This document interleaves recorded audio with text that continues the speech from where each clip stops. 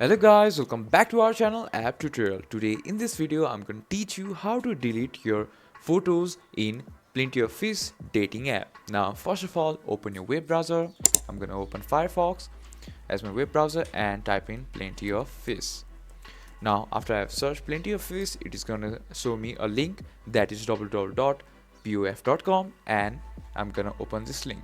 Now after opening this link, it will send me to the official website of Plenty of Fish, and to delete a photo you need to go to my profile and click on edit profile.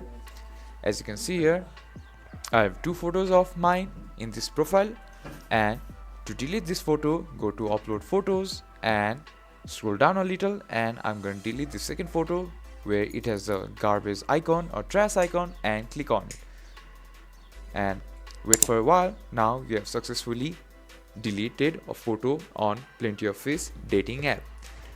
If you find our video helpful, please leave a like and don't forget to subscribe our channel. Hit the bell icon button to get updates on our new videos and drop a comment for reviews and more contents like this. Thank you for watching.